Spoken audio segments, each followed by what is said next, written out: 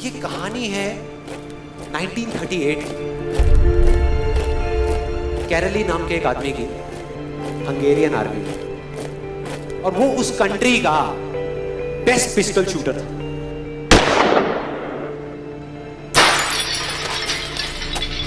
जितनी भी national championships हुई थी उस कंट्री में, उसको वो जीत चुका था। और सबको ऑलमोस्ट कंफर्म था कि 1940s में जो ओलंपिक्स होने वाले हैं उसमें गोल्ड मेडल कैरली को ही मिलेगा। और उसने सालों से ट्रेनिंग करी थी। उसका एक ही सपना था, एक ही फोकस था कि मुझे अपने इस हाथ को दुनिया का बेस्ट शूटिंग हैंड बनाना है, बेस्ट बनाना है, बेस्ट बनाना है। और वो कामयाब हो गया, उसने बना लिया बेस्ट शूटिंग हैंड। सिर्फ 2 साल का फर्क था। 1938 में एक आर्मी का ट्रेनिंग कैंप चल रहा था। क्योंकि वो आर्मी में था तो एक एक्सीडेंट हो गया। उसके उसी हाथ में जिससे उसने गोल्ड मेडल जीतना था, उसमें एक हैंड ग्रेनेड फट गया और वो हाथ चला गया। जो उसका सपना था, जो फोकस था, सब खत्म।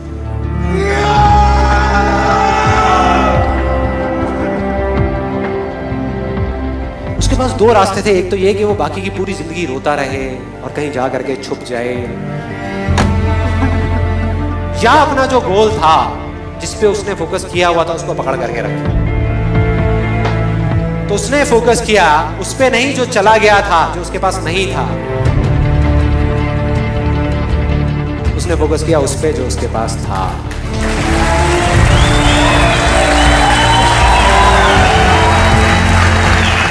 जो उसके पास था। और क्या था उसके पास में? एक लेफ्ट हैंड, एक ऐसा हाथ जिससे वो लिख तक नहीं सकता था। 1 महीने तक उसका हॉस्पिटल में इलाज चला इस हाथ के लिए, और सही 1 महीने बाद अपनी ट्रेनिंग शुरू कर दी इस हाथ के लिए।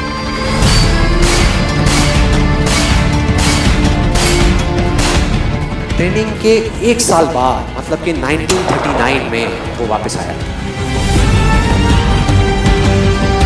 नेशनल चैंपियनशिप्स हो रही थी वहीं पे हंगरी में, और बाकी भी बहुत सारे पिस्टल शूटर्स थे वहां पे। उन्होंने जा करके उसको कांग्रेचुलेट किया, कहा कि यार देखो, ये होता है जज्बा, ये होती है स्पोर्ट्समैन स्पिरिट, कि इतना सब कुछ होने के बाद भी तुम यहां पर आए हो हमको देखने के लिए और हमारा हौसला बढ़ाने के लिए। किसी को नहीं पता था कि वो 1 साल से अपनी ट्रेनिंग कर रहा था लेफ्ट हैंड की। और उसने जवाब दिया, मैं यहां पर तुम्हारा हौसला बढ़ाने नहीं आया, तुम्हारे साथ कॉम्पीट करने आया हूं, तुमसे लड़ने आया हूं, तैयार हो जाओ। और कंपटीशन हुआ।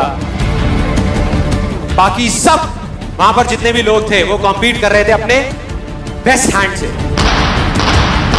ये कॉम्पीट कर रहा था अपने ओनली हैंड से, ओनली हैंड से। कौन जीता? The man with the only hand, Karoly जीत गया। लेकिन वो यहां नहीं रुका। उसका गोल क्लियर था कि मुझे इस हाथ को इस कंट्री का नहीं, इस पूरी दुनिया का बेस्ट शूटिंग हैंड बनाना है। उसने अपना सारा फोकस उठा करके डाला 1940 पे, जब ओलंपिक्स होने वाले थे। लेकिन 1940s के ओलंपिक्स कैंसिल हो गए वर्ल्ड वॉर की वजह से।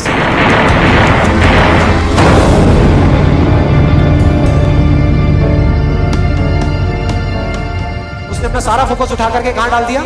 1944 में जो ओलंपिक्स होने वाले थे उसके ऊपर। और 1944 में जो ओलंपिक्स होने वाले थे वो भी कैंसिल हो गए वर्ल्ड वॉर की वजह से। फिर से कैंसिल।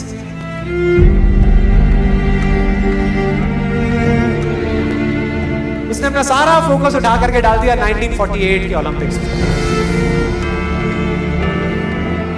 1938 में उसकी एज थी 28 साल, 1948 में उसकी एज हो चुकी थी 38 इयर्स। और जो यंगर जो प्लेयर्स आते हैं निकल करके, उनसे कॉम्पीट करना मुश्किल होता चला जाता है। लेकिन मुश्किल नाम का ये वर्ड था ही नहीं उसकी डिक्शनरी में। वो गया,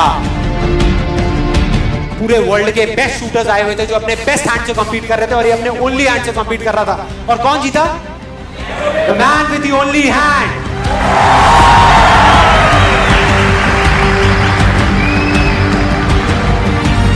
लेकिन वो तब भी नहीं रुका। 1952 ओलंपिक्स, दोबारा कॉम्पीट किया उसने, और इस बार गोल्ड मेडल कौन जीता? गैरल ली। 4 साल बाद दोबारा से, और पूरी की पूरी हिस्ट्री को बदल करके रख दिया ओलंपिक्स। इस पर्टिकुलर कंपटीशन में उससे पहले किसी भी एथलीट ने लगातार 2 गोल्ड मेडल्स नहीं जीते।